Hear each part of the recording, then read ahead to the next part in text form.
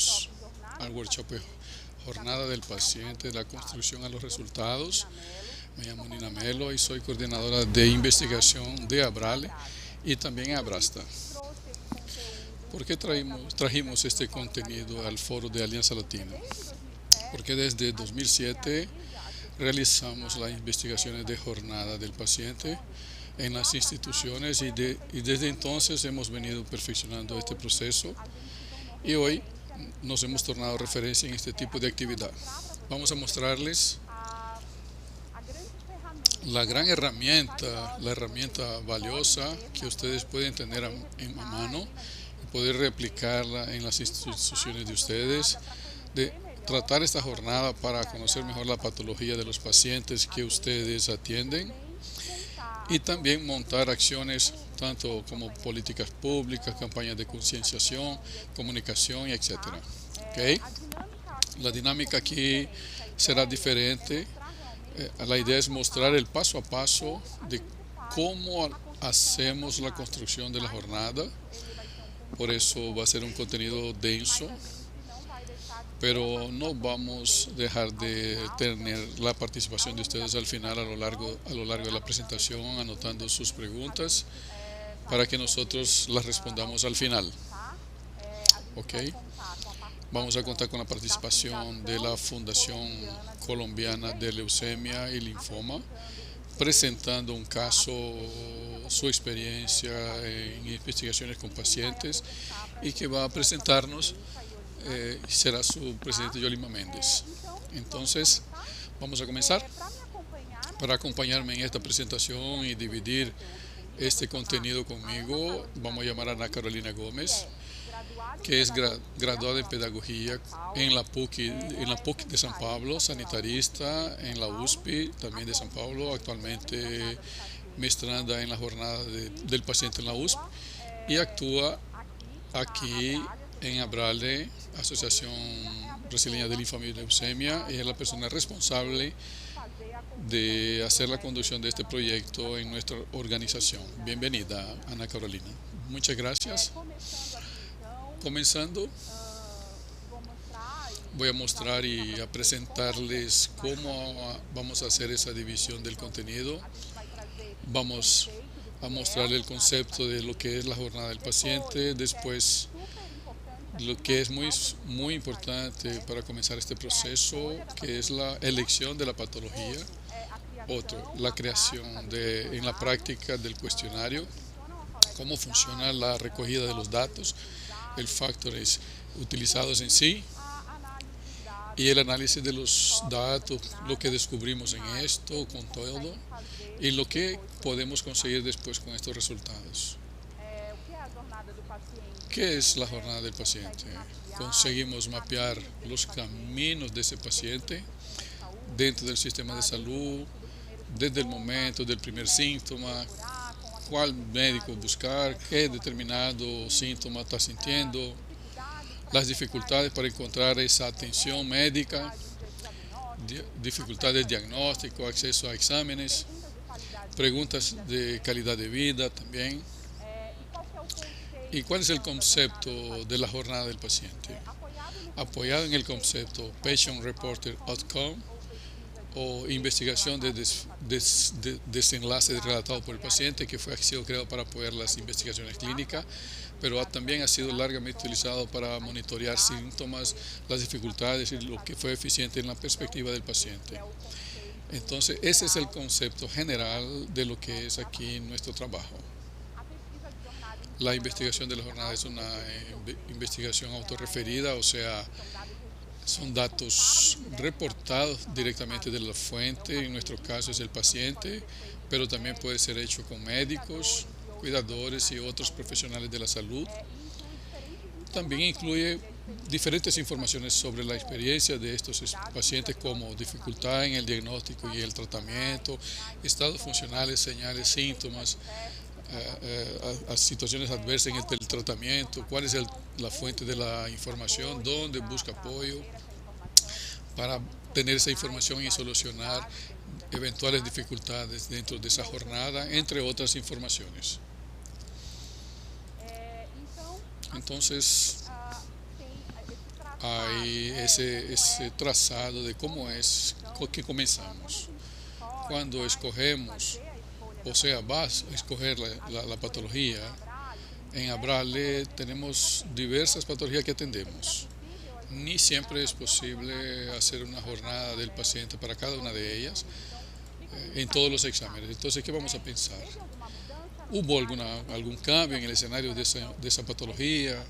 ¿Algún cambio de medicación o nuevas patologías en el sistema público, en el sistema privado? Tenemos que ver si hubo un cambio significativo, entonces vamos a ir buscando para actualizar la jornada. En el caso de asociaciones que atienden una o dos patologías, ahí es posible hacer una jornada a cada 2 años si no hay ningún cambio importante en ese escenario. Entonces puede hacer hasta cada 3 años, pero es fundamental que antes de crear las acciones que van a ser realizadas en su organización, es importante que conozcas al paciente y nada mejor que esta jornada para poder obtener esas informaciones, nada mejor que oír la experiencia del propio paciente. Entonces, hablamos de la incorporación de las nuevas tecnologías, como exámenes, medicamentos y la aprobación de las agencias reguladoras. Aquí en Brasil tenemos Anvisa, que es la agencia reguladora de nuevos medicamentos, pero también tenemos el proceso de incorporación diferenciado tanto en el sistema privado como en el público. Entonces, si fue aprobado por la ANS, entonces está aprobado para todos los seguros de salud, y si fue aprobado por la CONIFEC, entonces puede estar disponible en el sistema público. Entonces, conseguimos ver esas diferencias, mapear las diferencias de tratamiento en los dos sistemas. Entonces, vamos a poner las manos en la masa. Carol va a hablarnos de ese paso a paso. Y aprovechen,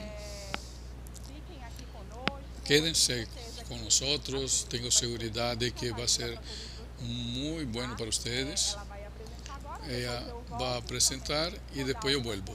Y también voy a hacer algunas consideraciones en el momento que lo crea necesario. Buenas tardes. Primero, ¿por qué tenemos que crear un proyecto para realizar la jornada del paciente? Toda investigación que envuelve seres humanos, necesitamos someter nuestro proyecto a un comité de ética. Este comité puede ser en un hospital, en una facultad, en una universidad, dependiendo de su ciudad. Este comité de ética en Brasil es esencial para cualquier investigación que envuelva a seres humanos. ¿Cómo creamos ese proyecto? ¿Cómo se hace? Primer paso, tenemos que investigar referencia bibliográfica. En mi opinión, es el principal paso para comenzar a entender sobre la jornada. Vamos a investigar artículos nuevos sobre aquella enfermedad, los medicamentos, qué está pasando, no solo en Brasil, sino que en el mundo. ¿Qué es lo que hay de nuevo sobre aquella patología? Ahí vamos a escribir un proyecto y vamos a montar una portada, ¿no? Una justificación, el objetivo general, el secundario, la metodología. Es importante los aspectos éticos, el cronograma, el presupuesto y la bibliografía.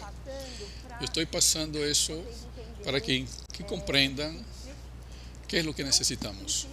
Entonces, en principio, el título, ¿no? la portada, el nombre de su institución, el título del proyecto, para quién se dirige el proyecto, por ejemplo, algún comité de ética que ustedes van a investigar en sociedad, los nombres de los autores y la ciudad. Bueno, para comenzar vamos con la introducción y va a presentar aquel problema de la enfermedad, de la jornada del paciente. En esa introducción vas a hablar un poco sobre las manifestaciones clínicas, los exámenes que son necesarios, qué está pasando en la epidemiología, en el uso de esa enfermedad, no solo en Brasil, sino que también fuera. Vas a mostrar un panorama general de lo que está sucediendo de la enfermedad en el mundo y en su país.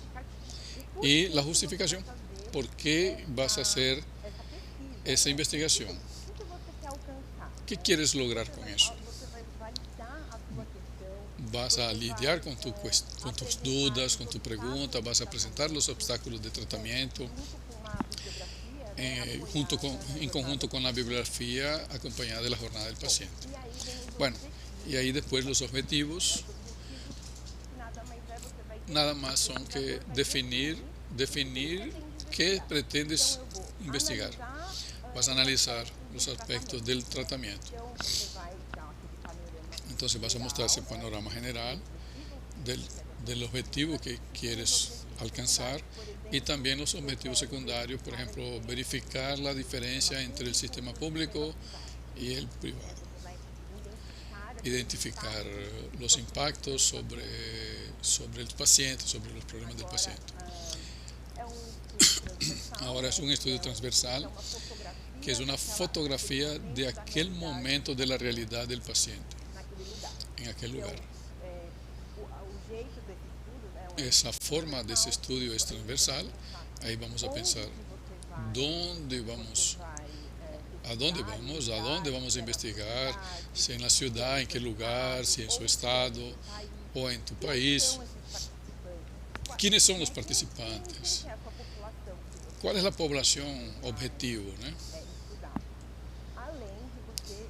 Además de tener aquellos criterios de inclusión y exclusión de su población. Vas a querer hablar con niños. Si no quieres hablar con niños, entonces los niños van a entrar en el criterio de exclusión. No, mi investigación necesita hablar con los niños. Entonces va a ser un criterio de inclusión. Ustedes tienen que determinar qué es lo que quieren y qué es lo que no quieren en ese proyecto. Bueno, ahí vamos a pensar en el tamaño de esa muestra que estamos hablando, por ejemplo, de la población. Si fuera la población de un país, la muestra tiene que ser mayor. Si es una población solo de la institución, solamente con la población de la institución, entonces otra muestra. Entonces necesitas pensar que en tu muestra vas a tener un intervalo de confianza. ¿Qué significa eso? Es cuando confías en aquella investigación y si esa investigación es buena, es que el intervalo de confianza es arriba de 95% aceptable. Yo coloqué un enlace aquí, canal investigación, canal pesquisa en portugués, canal de investigación, que vale la pena entrar para poder ver si tienes más dificultad para entender mejor lo que hay de muestras en investigación. Vale la pena entrar en ese canal y estudiar esas clases que hay ahí y se los recomiendo. Entonces ahí tenemos el margen de error que indica el nivel de resultados de aquella investigación con las opiniones de todo el mundo. El margen de error máximo es de 5%, eso es bueno. Entonces vamos a pensar en las variables de esos estudios. La caracterización del paciente, el estado donde vive, la edad, la raza, el color. Es muy importante eso de la raza y el color, el acceso de la población, por ejemplo, la raza negra, por ejemplo, diferente de la población blanca. Entonces, esa caracterización es muy importante tener en cuenta. ¿Y cuáles variables quieres estudiar? Las características del diagnóstico, cuando ese paciente fue diagnosticado desde su primer síntoma, el tiempo que se quedó de enfermedad hasta llegar al primer médico, conseguir hacer aquellos exámenes para conseguir aquel diagnóstico. Todas esas informaciones son importantes. Además de las informaciones de la enfermedad, ¿dónde ese paciente busca la información? En el Google, en el Facebook, investiga ahí. ¿Cuál es su fuente? ¿Cuál es su fuente? ¿Cuál es la fuente del paciente? ¿Qué es lo que él busca? ¿Dónde busca? Cuestiones de calidad de vida, cualidad de vida. Yo también coloqué aquí que es muy importante. ¿Qué es importante estudiar antes? Entender la enfermedad, investigar, hacer estudios bibliográficos para poder saber cuáles exámenes son los necesarios, los remedios, los medicamentos para aquella enfermedad, cómo se realiza el tratamiento. Yo también puse esa muñequita ahí, que es eso es lo más importante, el corazón de la investigación. ¿Cómo será realizado el análisis de datos? También tienes que describir en su metodología. Tú tienes que decir que vas a analizar en Excel, en un software. ¿Qué vas a medir? Vas a hacer un promedio de edad de los pacientes. ¿Cuál es el promedio del tiempo que está esperando en la fila para hacer el examen? Puedes calcular una proporción, el número de pacientes que tuvo dificultades para hacer el examen, por ejemplo. Eso lo tienes que describir. Tienes que describir qué quieres medir en tu metodología. Y ahí tienes que crear un tópico que es el aspecto ético. ¿Qué significa? Cuando montas el proyecto, tienes que describir el TCL, que es el término de consentimiento de libre esclarecimiento en portugués, aclaración en español. Entonces tienes que escribirlo aparte y vas a decir cómo vas a abordar a aquel paciente. Vas a colocar ahí los derechos del paciente, a qué va a tener acceso, a los resultados de la investigación, cuáles son los riesgos que tiene la investigación. En unos momentos son bajos, cuál es el objetivo de la investigación. Toda la información que el paciente te va a proveer son informaciones sigilosas que no van a ser divulgadas, su nombre, su identificación. En ese momento tienes que describir en la metodología, tienes que describir todo eso. Solo para complementar, en ese momento del término, que lo que es necesario constar es el contacto del investigador.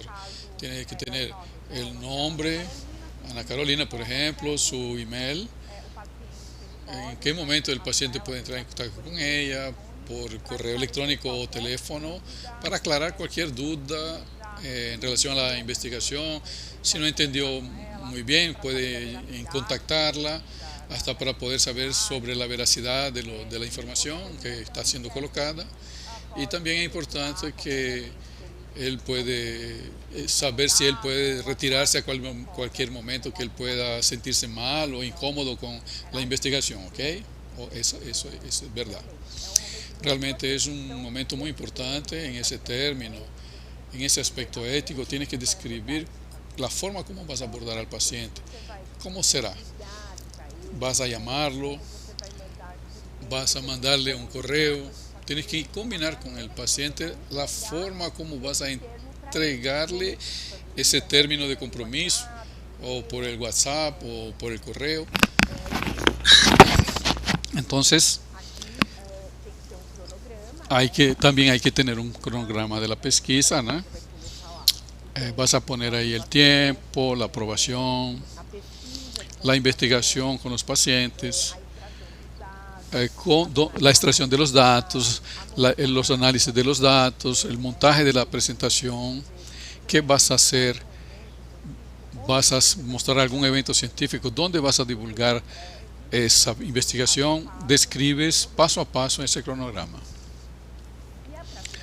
Y para finalizar el proyecto vas a tener que colocar el presupuesto también. Bueno, voy a necesitar de tanto de dinero para participar en eventos, así para poder hacer parte de una revista científica, para poder comprar esa revista, comprar algo, y también la parte de la bibliografía que no puede faltar, que tienes que tener acceso a ella. Otra cosa, antes de continuar, solo para decirle que esa cuestión de la creación de ese proyecto puede parecer un poco complicado, pero cuando vayan tomando forma en la investigación, eso va a parecer más voluntario. Y esa cuestión de la sumisión, de someter al comité de ética, mostrando un poco de la experiencia del Brasil, es obligatorio aquí por causa de una legislación nacional que se llama Ley General de Uso de Datos, que busca proteger cualquier dato importante, sensible de las personas y también de las informaciones sobre salud principalmente, dirección, cualquier cosa que de ese tipo es considerado un dato sigiloso. Entonces tiene que tener respaldo ético. Si en tu país no tiene esa obligatoriedad, no hay una ley sobre eso, puedes pasar esa etapa para adelante, puedes saltar esa etapa.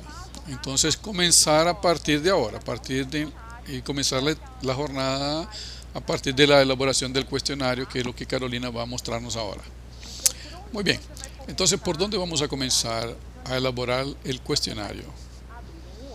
Vas a abrir un software en el Word y vas a montar las preguntas pensando, antes de comenzar a aplicarlas, vas a describirla, pensando en todas las condiciones. Si la persona responde esto, yo le pregunto otra cosa. Es un momento de planificar, recordando que tienes que tomar las características, el perfil de ese paciente.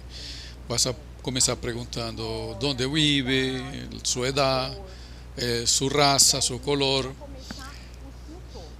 y para comenzar los síntomas. Entonces, tú cuando sintió los primeros síntomas, ¿fue a la emergencia o no? ¿O descubrió que estaba enfermo por acaso? ¿O descubrió haciendo un otro examen? ¿Cómo fue a buscar el médico? ¿En qué momento pensó en buscar el médico? ¿Fue a una emergencia del hospital? ¿Cómo descubrió su problema? Entonces, y en el diagnóstico, entonces el médico hizo los pedidos de los exámenes. Este paciente tenía acceso para poder hacer los exámenes, para poder recibir el diagnóstico. ¿Qué dificultades tuvo? Demoró para poder hacer la cita médica, en la hora de hacer en el laboratorio la máquina que hacía los exámenes estaba descompuesta o no. Entonces, hasta llegar al paciente, hasta el paciente llegar al especialista sobre su enfermedad, el especialista de su enfermedad. ¿Y por cuántos médicos será que él visitó para llegar a ese especialista? Y también sobre el tratamiento. Él tiene acceso a los medicamentos en su ciudad. ¿Qué necesitó hacer para poder llegar a tener acceso a ese medicamento? ¿Tuvo que hacer una demanda judicial? ¿Qué pasó? ¿Qué hizo? Y cuando tuvo alguna complicación con la enfermedad, ¿qué sucedió? Tienes que hacer ese desglose de los problemas. ¿Tuvo que hacer algún trasplante? ¿Tuvo que hacer una transfusión de sangre? Además de pensar en la calidad de vida. Paró de trabajar o de estudiar. Tuvo alguna depresión por causa de la enfermedad. Pensar en la calidad de las informaciones de ese paciente. Entonces, después que montas el cuestionario, vas a tener que discutir eso con tu equipo. Aunque tu equipo sea pequeño, siempre va a haber alguien con el que trabaja, tu compañero de trabajo. Eso es muy importante. Después, discutir con tu equipo y tener las evaluaciones clínicas de un especialista del área. Es muy importante tener esas evaluaciones porque él va a decir tal vez algo que tú no sepas, o tal vez va a mostrarte algo que está en la práctica del cotidiano de ese especialista. Entonces vas a poder probar el cuestionario con alguien, cualquier persona, para ver si está funcionando bien, para que así podamos comenzar a ejecutar ese cuestionario con los pacientes. ¿Y cuáles son las plataformas disponibles? El Google, por ejemplo, Forms, es una plataforma gratuita, no tienes que pagar nada, cualquier persona, solamente basta tener un Gmail, ¿eh? Y hay otras plataformas que son pagadas, el George Form, son buenas, pero tienen que pagarlas. En la PRAC, el SurveyMonkey, y hay otras también. Y después que está todo listo en el proyecto, el cuestionario está elaborado, el término de compromiso, lo vas a someter al comité de ética. Aquí en Brasil, el comité de ética, tienes que entrar en la plataforma Brasil, hacer el registro, registrarte de tu institución y ahí sometes ese cuestionario. Después, si no te sientes confiante y quieres estudiar más, también puedes acudir a ese hospital de Moinhos de Viento, Molinos de Viento en español. Y si tú necesitas más información, puedes ir a buscar esos cursos de ese hospital, que son muy buenos. Y ahí la guía, que a la hora de que comienzas a someter el proyecto, tienes que recordar que tu norte, tu guía es siempre el proyecto. Vas a tener algunas preguntas, que tienes ya ese proyecto perfecto, ¿no? Vas a describirlo y vas siendo guiado por el proyecto y vas a tener el proyecto, tu TCLE, tu cuestionario. Ahí tienes que tener la anuencia de tu gestor. Vas a hacer una carta hablando de que tu gestor está de acuerdo que estás realizando la investigación en la institución. Tú vas a firmarlo, tu gestor también tiene que firmarlo. Es las responsabilidades del investigador. Tienes que hacer una carta de que donde te responsabiliza por la información, por toda la investigación. Tú eres el responsable. Vas a tener que elaborar otro documento con los miembros del equipo. ¿Quiénes son los involucrados? Vas a tener un pasante, algún compañero de la facultad que te va a ayudar a hacer la investigación. O sea, vas a tener que plasmar ahí todas las personas que van a ayudarte. Y después de poder colocar todos esos documentos, vas a tener la propia plataforma Brasil te va a mostrar un poco un esquema, una hoja de que vas a tener que firmar y someterla. Y entonces, después del comité de ética haya aprobado, ¿cómo vas a hacer la recogida de los datos? Bueno, tú tienes tus datos, información del paciente, vas a bajarlos del banco de datos de tu organización y puedes hasta tener un control en tu planilla electrónica, o sea, con detallado si tuviste ese éxito o no. Vas a invitar al paciente de aquella institución para que responda a la investigación. ¿Cómo vas a invitarlo? Por las redes sociales, o por un correo, o llamarlo, explicándole que estás haciendo la investigación, invitándolo a participar.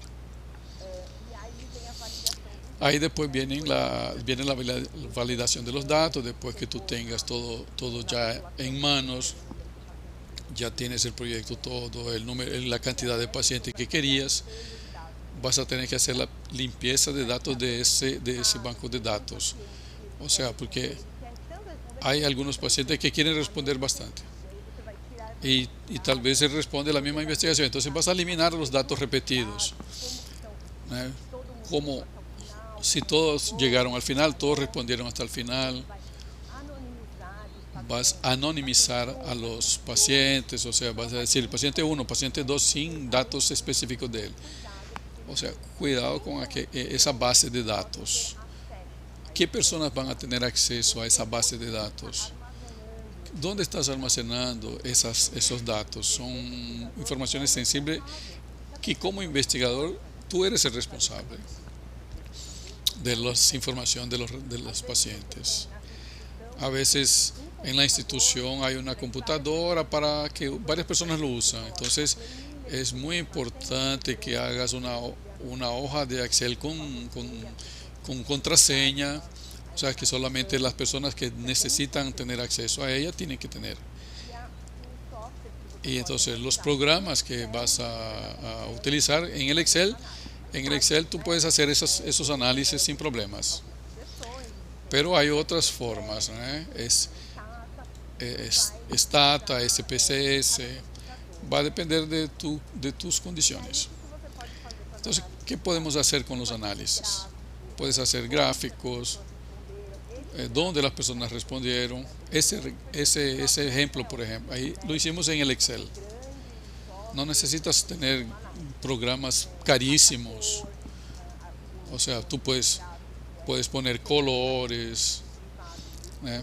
Ahí puedes hacer esa comparación entre el privado y el público. Análisis diferentes que van a depender de lo que estás buscando. ¿Y qué vas a hacer con esas informaciones? ¿Vas a presentarlas en un congreso? ¿Vas a crear un artículo? ¿Vas a publicar un artículo? O sea, eso, puedes construir políticas públicas para mejorar el tratamiento de esos pacientes. ¿Cómo vas a divulgar esa información? Esta divulgación, la institución puede divulgarlo en los medios sociales, en los medios públicos, en los periódicos, porque son informaciones que son importantes para el público. Y de esa forma vas a mejorar el acceso de esa jornada. Aquí, por ejemplo, tenemos algunos ejemplos de jornadas que Abrale hizo. Entonces tenemos el 59% nunca oyó hablar de eso, de esa enfermedad, los procesos. Aquí otra jornada de los pacientes, LMC, aquí es del linfoma. Es bueno hablar, claro, que en el slide anterior, por ejemplo, que eso es como, ese slide muestra como que si hubieras trazado la misma jornada en un storytelling. Entonces nuestras campañas de comunicación son enfocadas sobre esas necesidades que has identificado aquí. Para montar una campaña de comunicación para LMC, por ejemplo, nuestro departamento de marketing destaca lo que piensa que es importante que podemos trabajar. Primero, el 70% de los pacientes presentó cansancio, fatiga con ese síntoma, como síntoma inicial. Son síntomas que la mayoría de los pacientes presentó. Entonces, cuando queremos montar una campaña para la población en general, por ejemplo, si tuviste cansancio o fatiga, entonces esos síntomas, si tienes esos síntomas, busca un dermatologista, busca un patologista. Si identificó algún problema con acceso a exámenes de monitoración, entonces tenemos que mapear eso para poder buscar la solución. Porque nosotros aquí atendemos leucemia, son 24 tipos importantes y para cada una de ellas tenemos especificidades completamente distintas. Entonces, unas son actividades de acceso a exámenes, otras medicamentos, otro dificultades para acompañar el seguimiento de la enfermedad. Los linfomas, por ejemplo, la gran dificultad que encontramos es sobre, por ejemplo, el dictamen tardío, ya estando en un estado avanzado. Entonces, son problemas o cuestiones que tenemos que mostrar aquí en esas informaciones en la jornada del paciente. Bueno, aquí del linfoma, de la enfermedad de Hodgkin, cuando analizas puedes ver, por ejemplo, que que la persona con linfoma de Hodgkin va a buscar un médico cirujano de cabeza y pescuezo. Es una alerta para aquella clase médica. Aquí las principales diferencias entre las dos jornadas: 66% tiene entre 20 a 39 años, comparado con linfoma no Hodgkin, que es de 40 años. Tú puedes hacer comparaciones a veces de tiempos en tiempos, por ejemplo, a cada 3 años. Y las acciones de políticas públicas, las sugerencias que esta jornada nos ha mostrado de información, cuáles son los impactos, por ejemplo, en causa de la leucemia, un problema de medicaciones sin falta para este tipo de enfermedad. Cómo una falta de medicación puede causar mayores problemas. Entonces, exactamente en esa jornada nosotros conseguimos alertar por ejemplo, a los pacientes del norte, en diferencia a los del sur, no tienen medicación. Y las divulgaciones son materias que ha creado la importancia de un examen que el paciente no tenía acceso, la divulgación de las campañas que ella ya comentó, el marketing de Abrale, y hay podcasts que se pueden crear en YouTube también, donde hablamos sobre las dificultades, de la importancia de los señales que aparecen, de los síntomas, de las enfermedades. Bueno, cualquier duda que tengan, pueden entrar en contacto por el pesquisa@Abrale.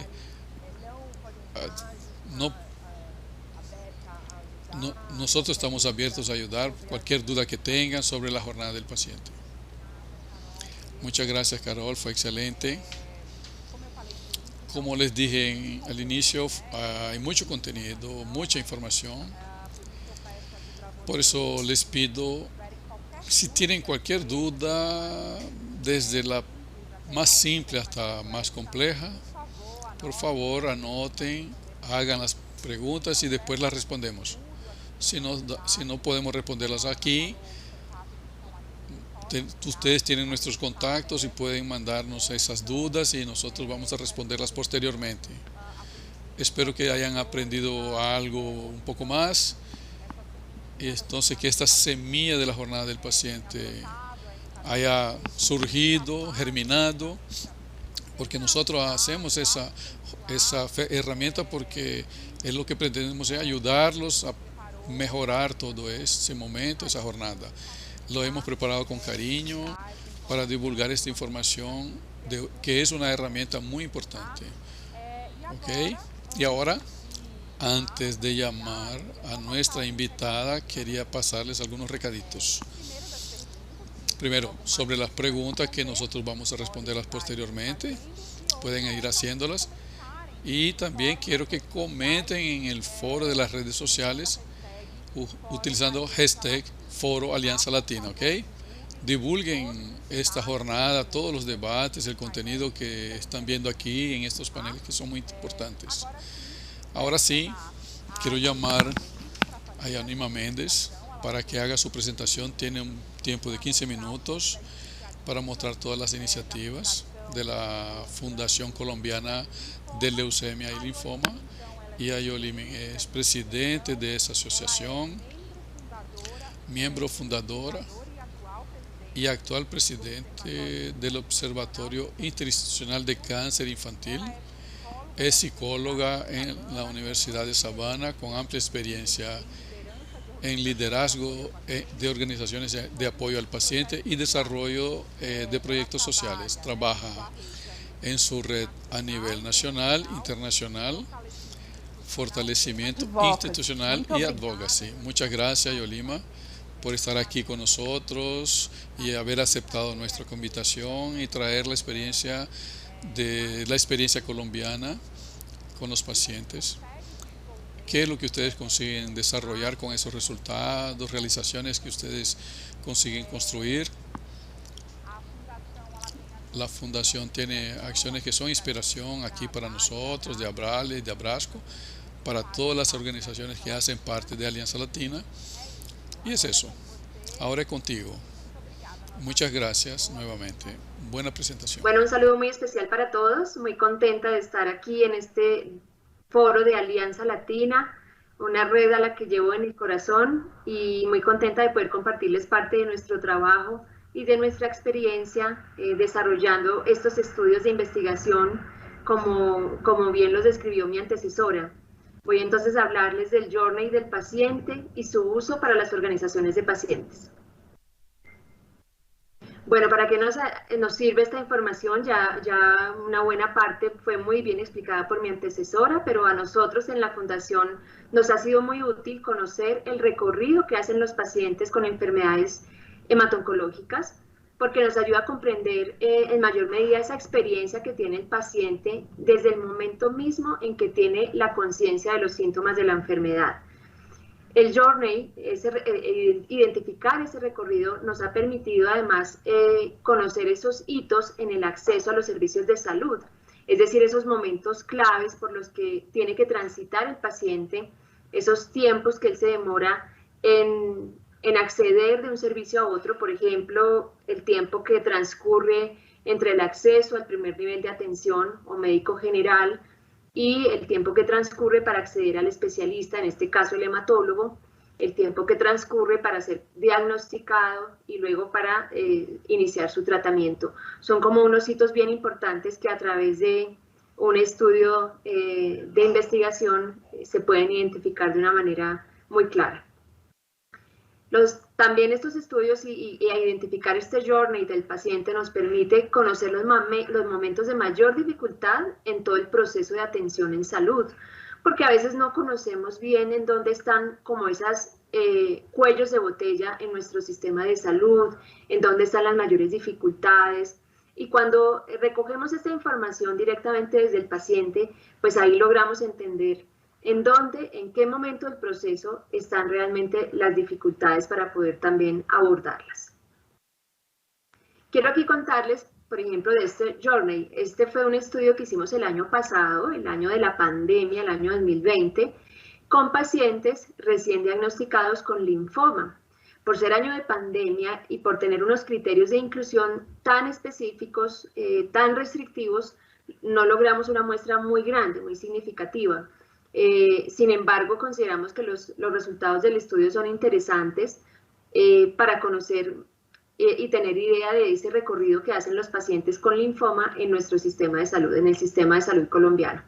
Y entonces acá pueden ver en esta gráfica cómo los pacientes, después de la conciencia de los síntomas, tardaron 30 días, es decir, un mes, en acceder al médico general. ¿Sí? Ustedes saben que los síntomas del linfoma y de otras dolencias hemato-oncológicas son síntomas muy inespecíficos que no siempre son sugestivos de cáncer o de malignidad, y muchas veces el paciente no lo considera grave y no consulta de manera oportuna. Entonces acá vemos que fue un mes el tiempo que transcurrió entre esa presencia de síntomas y haber buscado esa consulta médica inicial. Después de haber accedido a ese médico general, los pacientes se demoraron 56 días para acceder al especialista hematólogo, es decir, casi 2 meses. Un tiempo que nos parece muy excesivo, desde luego, si ya el paciente tenía la sospecha de un linfoma. Posterior a ese acceso a hematología, pasan 26 días más para que el paciente pueda recibir su confirmación diagnóstica, es decir, casi un mes. Y sabemos que sí, en el caso del linfoma se requieren muchas pruebas especializadas, en fin, algunas, los resultados no salen muy pronto y los pacientes sí se pueden tardar realmente algunas semanas en recibir la confirmación de su diagnóstico. Ya después de estar diagnosticados, estos pacientes tomaron nuevamente 30 días más para iniciar tratamiento. Algo que nos parece desde luego inaceptable, porque si ya el paciente estaba diagnosticado, pues lo ideal es que ese paciente pueda acceder inmediatamente a su tratamiento de quimioterapia. Pero aquí vemos que el 50% de los pacientes tuvo un tiempo de un mes para iniciar ese tratamiento. Estos datos que ven aquí son la mediana de este estudio. Mi antecesor hablaba de algunos datos estadísticos que se pueden sacar a través de ciertos paquetes estadísticos o software especiales a través de los cuales se puede analizar toda esta información. Y allí entonces existen algunas medidas que es importante tener. Y en este caso nosotros, debido a la dispersión, a la gran dispersión de los datos, optamos por utilizar la mediana porque nos parecía que era un dato que nos daba, digamos, mayor información sobre ese recorrido de los pacientes. Entonces, la forma correcta de interpretar esta mediana es que el 50% de los pacientes que participaron de este estudio tuvo un tiempo de 142 días o menos en todo su recorrido, ¿sí? 112 días en el proceso de diagnóstico y 30 días para el inicio de tratamiento. Entonces, ahí ya vemos un dato interesante. Vemos que ese proceso de diagnóstico fue el que más tiempo tomó. Fue un tiempo supremamente largo. Vemos aquí también que en el mejor escenario, este itinerario tomó 20 días o menos para el 25% de los pacientes. Y este es el percentil 25, ¿sí? Y acá tenemos entonces que el 25% de los pacientes tomó 13 días para su proceso de diagnóstico y solamente 7 días para iniciar tratamiento. Luego aquí vemos unos tiempos ideales, realmente, unos pacientes que accedieron mucho más rápido a todo su proceso de atención en salud. Aquí también tenemos que en el mejor escenario, el acceso a hematología fue de 8 días para el 25% de los pacientes, y en el peor escenario, los pacientes tuvieron 150 días, es decir, 5 meses, para acceder al especialista hematólogo. Algunas de las conclusiones de este estudio, en donde la muestra fue de 30 pacientes al final, 30 pacientes recién diagnosticados con linfoma, es que la principal dificultad en el itinerario, en ese recorrido que hace el paciente con linfoma, sin duda está en la fase de diagnóstico, porque vimos allí pues unos tiempos excesivos para que el paciente pudiera llegar a esa confirmación. Vemos también como conclusión importante, revisando estos datos, que el sistema de salud en Colombia funciona bien para el 25% de los pacientes, es decir, está en capacidad de dar una respuesta oportuna a una parte de la población. La pregunta es, ¿por qué no está en capacidad de dar esa misma oportunidad al 100% de la población? Bueno, pues probablemente eso amerita nuevos estudios que nos permitan profundizar un poco más en esas brechas. Y una tercera gran conclusión de este estudio es que existe una gran inequidad en el acceso a la atención, porque como ya vimos, el 25% de los pacientes pues tuvo unos tiempos muy óptimos, mientras que otro porcentaje de pacientes tuvo unos rangos muy amplios para acceder a los servicios de salud que requería. Aquí les comparto otro estudio que hicimos, este es de este año, más reciente, y este sí es un gran estudio, es una gran encuesta que hicimos a 831 pacientes con cáncer en el marco de la segunda y tercera ola de la pandemia por COVID-19. Y este estudio tenía varios objetivos. Pues primero, conocer las barreras de acceso que aún persistían para estos pacientes durante el año 2021, conocer también la percepción de los pacientes frente a la telemedicina, conocer la oportunidad de acceso a la vacunación, pero también incluimos como objetivo identificar ese journey, ese recorrido de los pacientes que fueron diagnosticados en el año 2020, en el año de la pandemia. Y entonces encontramos aquí lo siguiente, encontramos que para el caso de los pacientes hemato-oncológicos, esos tiempos fueron desde la conciencia de los síntomas hasta la consulta al médico general, fueron 12 días los que transcurrieron. Posteriormente, entre la consulta médico general o a ese primer nivel de atención y el acceso a hematología, transcurrieron 15 días. Luego transcurrieron 14 días para obtener la confirmación diagnóstica y 10 días más para poder iniciar tratamiento. El total de este recorrido nos suma 51 días, un poco menos de 2 meses, lo cual si lo comparamos con el otro estudio que les acabo de mostrar, pues nos muestra unos tiempos mucho más óptimos para los pacientes. Lo que se puede explicar en cierta forma por ese año atípico que tuvimos de pandemia, ¿no? En donde la gente se quedó en la casa, porque ese fue el mandato, quédate en casa y a no ser que sea urgente no salgas, ¿cierto? Y los servicios de oncología y hematología en general, pues se descongestionaron de manera importante. Entonces, la hipótesis que tenemos o lo que nosotros analizamos con el equipo de investigación es que probablemente por eso los pacientes habían logrado acceder más rápidamente a su diagnóstico porque pues encontraron unos servicios de salud muy descongestionados.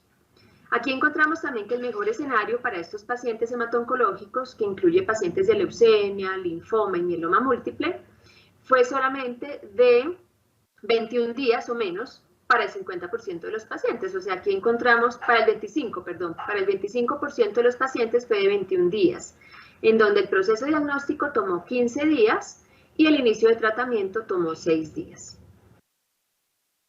Esa misma encuesta también incluyó una muestra muy significativa de pacientes con cáncer de mama, gracias a fundaciones aliadas que se sumaron a este proyecto y que trabajan principalmente con esta población.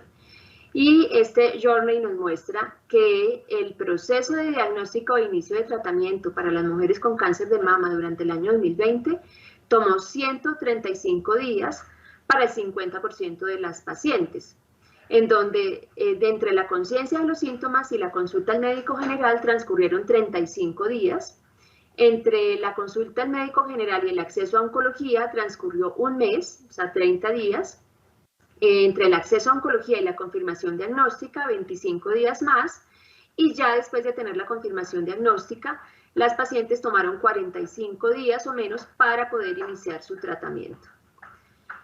Vemos que este tiempo también puede ser un poco inferior tal vez al que se ve en un año normal, que no haya estado marcado por la pandemia por COVID-19, y la explicación es la misma que ya les daba pues, para los pacientes hemato-oncológicos. El mejor escenario para este itinerario de las pacientes con cáncer de mama, es decir, el que se presentó para el 25% de las pacientes que participaron del estudio, fue de 60 días o menos, es decir, de 2 meses, en donde las pacientes tomaron 30 días para el proceso diagnóstico y 30 días más para poder iniciar su tratamiento. Bueno, ¿cuál es el uso de estos datos? ¿Cuál es la función, digamos, de recoger esta información, de hacer todo este proceso que bien nos explicaban aquí nuestras amigas de Abrale con mucho detalle?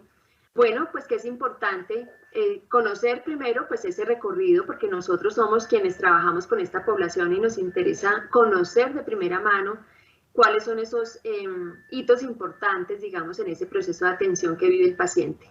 Y no solo para quedarnos nosotros con esa información, sino para poderla divulgar, para poder dar a conocer esos hallazgos en diferentes espacios de discusión, en espacios académicos y también en espacios en donde haya debate y se pueda aportar en la toma de decisiones en salud. Esta evidencia que aportan las organizaciones a través de estos estudios de investigación nos permite asumir posiciones argumentadas también sobre la experiencia de los pacientes. Esta misma encuesta que yo les estoy presentando hoy fue desarrollada también el año pasado, en el año 2020, en el marco pues de la pandemia, y nosotros tuvimos muchos espacios de participación ciudadana aquí en Colombia, desde luego todos virtuales, a los que nos invitaron a presentar estos resultados, a los que nos invitaron a presentar estos hallazgos, porque todos los tomadores de decisiones, el gobierno, el Ministerio Público, todos los actores del sistema de salud querían conocer la experiencia del paciente oncológico durante la pandemia. Y realmente la única encuesta que se desarrolló aquí en Colombia pues fue la nuestra, y por eso tuvimos la oportunidad de presentarla en muchos espacios. Estos datos fueron insumo, digamos, de muchas notas en medios de comunicación masiva y fueron referente, digamos, de muchos actores del sector salud cuando tenían que hablar de los pacientes oncológicos y de cómo les estaba yendo, pues nuestra encuesta fue de obligatoria referencia siempre para hablar de la experiencia de los pacientes. Y eso es algo importante porque pues ahí sentimos que como organización podemos también aportar una evidencia importante en ese proceso de comprender cómo le va al paciente. Estos journey nos aportan una mirada más objetiva también sobre el sistema de salud, porque a veces tendemos a generalizar y a decir que todo el sistema de salud es malo y que funciona mal para todos y que a todos los pacientes les va mal, ¿sí? Pero la realidad es que no. Estos estudios y sus hallazgos también nos permiten ver que para una parte de los pacientes el sistema funciona muy bien, por lo menos nuestros estudios eso nos han mostrado, que un 25% de los pacientes tuvieron una muy buena experiencia, accedieron muy rápido al diagnóstico, iniciaron muy pronto su tratamiento. Luego eso también nos permite tener una mirada más objetiva frente a esas fortalezas y falencias de nuestros sistemas de salud. ¿Qué es importante entonces para que nos animemos y nos motivemos todos a hacer estos estudios, a conocer estos journey del paciente? Bueno, tener en cuenta todo lo que nos compartió Aurale, porque esa parte metodológica es supremamente clave. Digamos que si queremos hacer investigación y abrir esa línea de investigación en nuestras organizaciones, la recomendación que nosotros hacemos es conformar un equipo o un grupo de investigación al interior de la organización. Eso nos parece que es una buena práctica. Nosotros empezamos a hacer estos estudios en el año 2017 y entonces conformamos nuestro equipo, buscamos el personal calificado que nos pudiera ayudar a hacer buenos estudios. Importante contar con un especialista en epidemiología porque es una persona un profesional que nos puede ayudar muchísimo en la parte metodológica, a plantear muy bien los objetivos, a definir muy bien los cuestionarios, porque si nosotros hacemos instrumentos que no tienen preguntas muy claras o que las preguntas son un poco ambiguas, pues los resultados tampoco van a ser buenos. Entonces es importante también que ese instrumento, ese cuestionario que se construya, tenga muy buena calidad y que las preguntas estén muy bien testeadas previamente antes de salir a campo a aplicarlo a los pacientes. Y también una recomendación que hacemos es que no sea tan largo, ¿no? Porque a veces hay encuestas que son tan largas que ya son muy tediosas y no es fácil para el paciente hacer una encuesta telefónica o de manera presencial, una encuesta que dure más de media hora. Ya eso es algo que ya es supremamente largo. Entonces también tenemos que ser muy concretos a la hora de formular esas preguntas de las cosas que queremos nosotros investigar con los pacientes. Importante también buscar aliados para desarrollar estos estudios, ¿sí? Por ejemplo, universidades o otras instituciones que se dedican a hacer esos estudios y que también tienen una gran experiencia en este campo. Nosotros, por ejemplo, la mayoría de estudios los hemos hecho solos como Fundación Colombiana de Leucemia y Linfoma, pero recientemente también entre el año pasado y desarrollamos otro estudio muy grande para pacientes con mieloma múltiple que incluía diferentes variables, diferentes objetivos, y uno de esos objetivos era identificar la carga de la enfermedad en los pacientes con mieloma múltiple. Como nosotros no teníamos experiencia en hacer investigaciones para cumplir con ese objetivo de conocer la carga de la enfermedad, pues buscamos un aliado que se había desarrollado este tipo de estudios y lo hicimos de manera conjunta. Luego esas alianzas también suman y son importantes. Algo súper clave, pues asegurar el buen uso de los datos, buscar la aprobación de un comité de ético, ya lo dijo Aurale, motivar a los pacientes para su participación, o sea, que ellos entiendan que aquí no se van a divulgar datos sensibles, sino unos estadísticos que van a ser útiles realmente para todos los actores del sistema, incluidos ellos como pacientes. Y desde luego que si queremos hacer publicaciones en revistas indexadas o en congresos, en fin, es importante tener la aprobación de un comité de ética previamente. Muchísimas gracias, eso era lo que quería compartirles, espero que haya sido útil.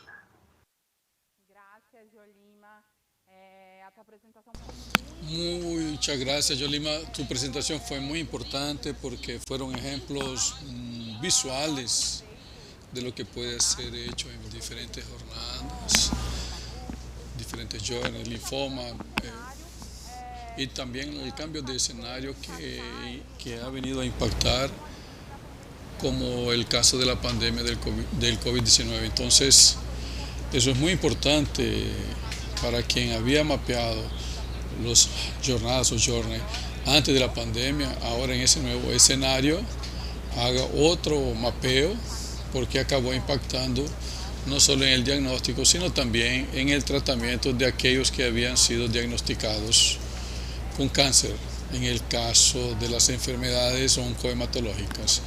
Muchas gracias una vez más, y entonces el momento es ahora. Hagan sus preguntas, vamos a interactuar. Es importante que quede claro que estas iniciativas pueden ser replicadas por cualquier organización. Si no tienes base de datos de los pacientes, puedes captarlos en las redes sociales. Hay herramientas pagadas, pero también hay las gratuitas, en fin. todo el mundo puede hacerlo, incluso puedes hacer un proyecto para buscar un apoyo para realizar esa encuesta o esa investigación. Entonces, muchas gracias para quien nos ha acompañado hasta ese momento. Estoy ansiosa por el debate que está por venir.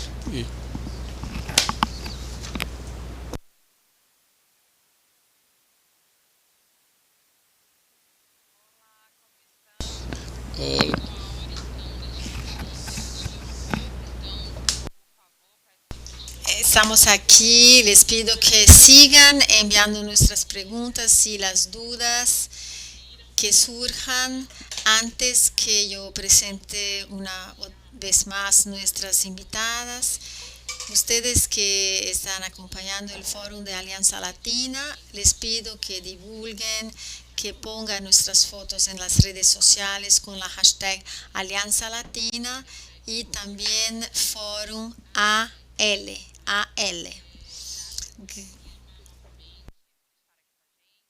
Gracias por estar aquí. Gracias, Ana Carolina. Entonces, voy a empezar aquí nuestra discusión.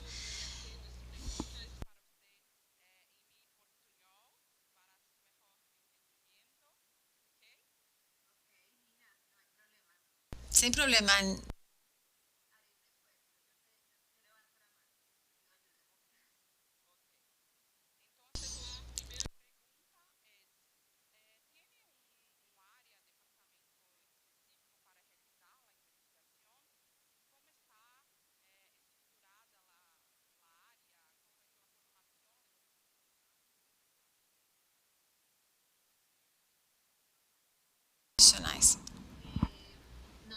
Nem sempre, nós temos, não sempre contamos com os mesmos.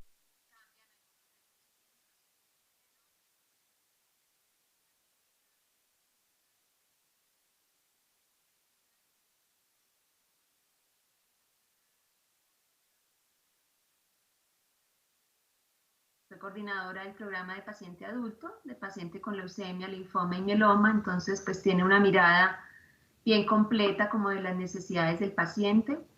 Tenemos también actualmente a otra psicóloga, quien es la coordinadora actual del programa de atención a pacientes, y eventualmente incluimos a otra persona que son los encuestadores, ¿sí? Los encuestadores, a ellos también los incluimos muchas veces en las sesiones de análisis de la información, y estoy también yo allí como directora, digamos, de los proyectos de investigación, aportando pues toda mi experiencia y mi conocimiento en el análisis de estos hallazgos de los estudios que realizamos.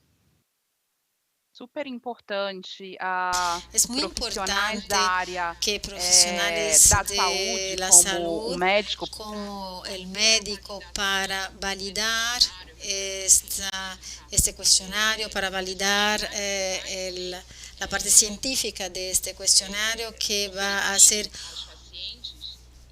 ofrecido a los pacientes y un estadístico que haga la evaluación de estos resultados. Bueno saber que ustedes tienen un departamento estructurado y por eso presentaste muy buenos resultados. Felicitaciones. Ana Carolina, te voy a hacer una pregunta que me gustaría que también Yolima contestara. ¿Cuáles son las más grandes dificultades para llevar a cabo estas encuestas y estas investigaciones con los pacientes? ¿Cuáles son las etapas más difíciles que presentaste actualmente? ¿Cuál es la más retadora?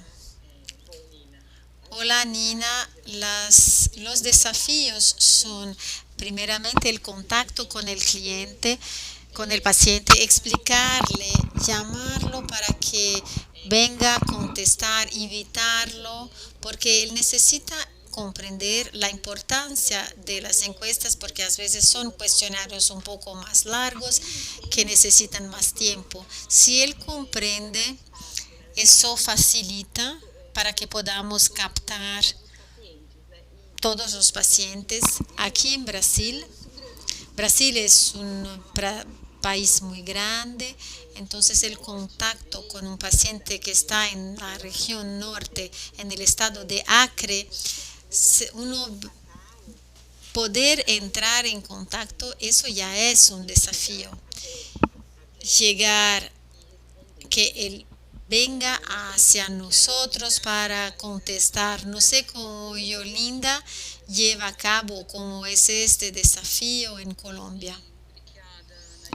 Gracias. Maiores dificuldades? Yo pienso que una de las principales dificultades es lograr completar la muestra meta, ¿no? Muchas veces somos ambiciosos y queremos una gran muestra para que los resultados sean más representativos, pero nos enfrentamos ya en la práctica con algunas dificultades para conseguir esa muestra, por diferentes razones. Porque a veces, a pesar de que tengamos unas bases de datos que creemos que son suficientes, a veces nos encontramos con unos criterios de inclusión de pronto muy estrictos, ¿cierto? Que hacen que nuestras posibilidades se disminuyan significativamente. Otras veces pacientes que creemos que van a participar al final deciden que no van a participar. Algunos pacientes sienten temor de pronto, a pesar que se les explica el objetivo, la confidencialidad de la información, el manejo ético de todo lo que tiene que ver con el estudio, la importancia de los hallazgos como aporte, digamos, a la comprensión de sus necesidades y su experiencia. Pero creo que algunos pacientes, por temas culturales y demás, sienten un poco de temor en participar de algunas de estas investigaciones. Luego, para mí, creo que uno de los principales desafíos es conseguir la muestra meta que uno se ha planteado al comienzo. A veces lo hemos logrado, a veces no lo hemos logrado, y ese siempre será un reto para la Fundación en estos estudios. E se eu posso completar em pouco Si puedo complementar lo que ustedes estaban comentando, también es una dificultad en Brasil el concluir la muestra. Brasil es un gran país con regiones muy diferentes y distantes. Entonces, planear una muestra muy grande debido por la confiabilidad de la muestra para un país de más de 200.000 habitantes, de 200.000 millones de habitantes, es muy difícil. Les voy a hacer una pregunta hecha por el chat, que es Carmelinda. Carmelina pregunta cuál es la diferencia entre la journey del paciente y el modelo de navegación del paciente. Yo voy a comenzar respondiendo, pero si Yolima o Ana Carolina si quieren complementar, pueden hacerlo.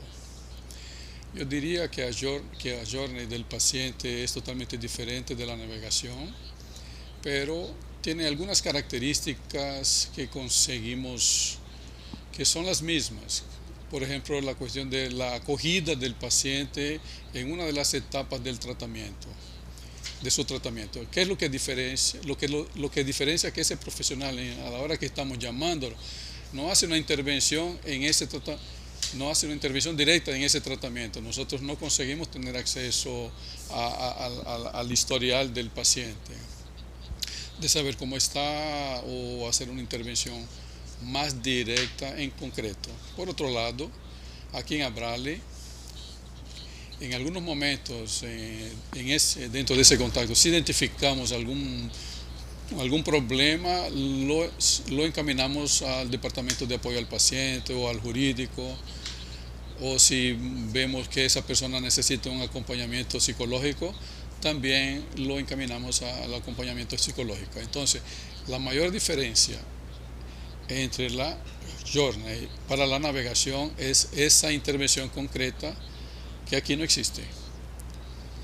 ¿Y cuál es el principal objetivo de la jornada, de la journey? Es en cantidad cuáles son las principales dificultades, y la navegación es una intervención mucho más individual en determinado local, Bien, en fin, entonces, esas son las principales diferencias. ¿Ustedes quieren complementar alguna cosa? Lo que yo aún puedo decirles es que una buena persona para ayudar a crear hasta un cuestionario en su institución, si ustedes tal vez conocen a alguna persona, bueno, pues un enfermero navegador, él sabe las dificultades de los pacientes, él puede indicar algunas preguntas, algún cuello de botella que encuentra, que él sabe muy bien porque él está junto con el paciente. Él puede ser un guía para la institución, comenzar a crear un cuestionario, por ejemplo. Yo, Lima, en Colombia hay este modelo. Nina, por favor, ¿me lo explicas?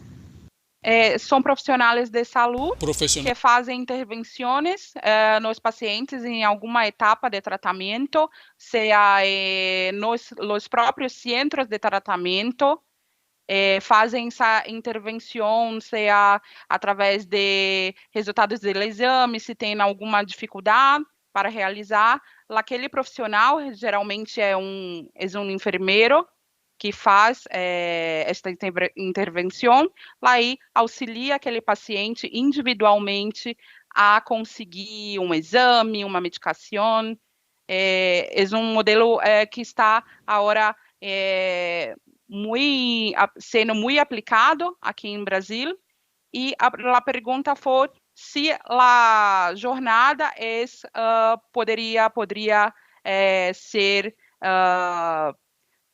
poderia ser dito como um modelo de navegação de pacientes. E Sí. eu disse que não. Queria ser como é a experiência na Colômbia.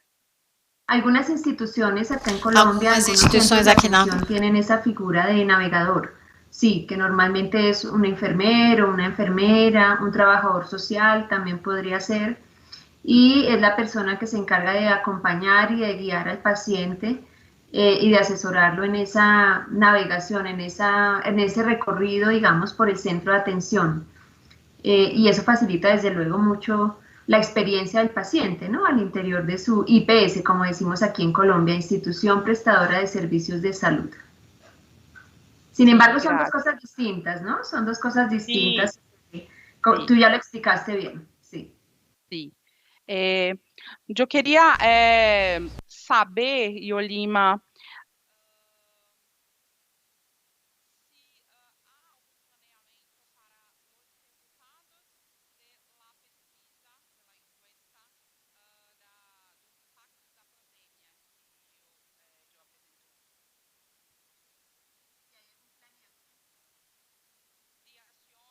de divulgações junto ao governo, desse impacto que ha sido planeado para mudar o cenário encontrado. Sí, justamente hemos hecho un boletín de prensa, hemos hecho boletines de prensa, los hemos divulgado a los diferentes stakeholders, hemos convocado, hemos enviado y divulgado a medios de comunicación masiva, esperando a que salgan algunas notas, digamos, de esos hallazgos ya finales, porque también habíamos sacado, digamos, un boletín preliminar hace algunos meses y de allí salieron algunas notas en medios de comunicación masiva y también presentando esos hallazgos en diferentes espacios, ¿no? Como les decía en mi presentación, en espacios o académicos o en espacios de debate y participación ciudadana, atentos ahí a cualquier invitación y a cualquier oportunidad que exista de presentar estos hallazgos. Digamos que el año pasado, por ser ese año de pandemia en el que todo el interés estaba centrado en COVID-19, pues la encuesta tuvo mayor interés, ¿no? De todos los actores. Entonces tuvo una difusión mucho más amplia que lo que de pronto ha tenido este año, porque ya este año sí ha habido pandemia, tuvimos segunda y tercera ola, pero y también algunos boletines de prensa para llamar la atención para todo eso que es de oncología. Tenemos 5 minutos para nuestra discusión y tengo aquí una pregunta. Quería que pensáramos en comentarios finales con 2 preguntas y ustedes decidan cómo contestar. Primera es la pregunta de Daisy, que pregunta: ¿cuáles son los tips para quien nunca realizó una jornada de paciente, un journey de paciente? ¿Cómo llevamos a cabo? Ana, ¿qué me dices? Mi tip es que se determine cuál es la patología que quieres estudiar. Y tienes que comprender exactamente lo que existe de nuevo, lo que está sucediendo relacionado a esta enfermedad, para empezar a diseñar el cuestionario. Es necesario estudiar, leer algunas bibliografías y empezar, porque después, cuando empezamos a crear el cuestionario, allí uno avanza rápidamente porque existe esta dificultad, oí de un paciente eso, entonces se incluye esa información también, y intentar ser muy claro, muy transparente en esas preguntas. Me parece que las instituciones que aún no hacen la journey del paciente necesitan institucionalizar eso. Una vez que se empieza, eso ya se automatiza, diría yo.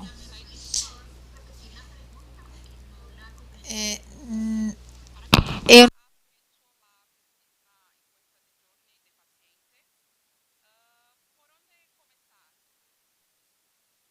Bueno, ya Ana Carolina lo dijo, yo creo que estoy de acuerdo con ella. Tenemos que ver las necesidades de los pacientes con los que trabajamos. De repente, si estamos viendo dificultades para llegar al diagnóstico, pero no tenemos muy claras cuáles son esas dificultades, cuáles son esos cuellos de botella para acceder a un diagnóstico, para iniciar un tratamiento. Creo que ahí es donde empezamos a ver las oportunidades, ¿no? De investigar un poco más para conocer esos factores que están afectando la oportunidad de acceso. Entonces, a veces suponemos, ¿no? Suponemos cosas, pero no es bueno quedarnos en las suposiciones porque podemos equivocarnos. En cambio, los estudios de investigación, bien hechos, metodológicamente bien trabajados, como Ana Carolina bien lo explicó, nos pueden llevar a unas hipótesis más claras, a unas conclusiones más claras, o también a más preguntas, ¿no, Ana? Porque también los estudios de investigación nos pueden llevar a nuevas preguntas de investigación, ¿sí? Es decir, con un estudio no siempre se resuelven todas las preguntas que teníamos, no, al final puede haber unas conclusiones, puede haber unas certezas, pero también pueden surgir nuevas preguntas de investigación y eso también es importante. Sim, muito obrigada. Muchas gracias. Nina, gracias.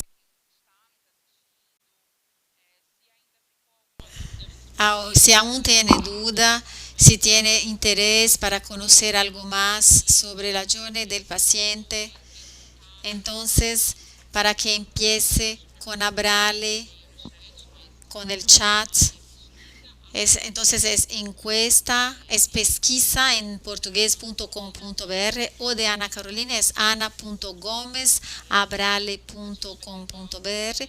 Será un placer compartir con ustedes las informaciones, las experiencias de Abrale, que han sido, como yo dije, muy exitosas. Logramos construir muchas acciones y a partir de esos resultados y conclusiones llevar estas evidencias a quienes necesiten, como gestores públicos. Desde el 2007 estamos mejorando estas actividades, entonces es un placer compartir con ustedes este trabajo. Muchas gracias. Espero que ustedes aprovechen de nuestras otras sesiones. Buenas tardes.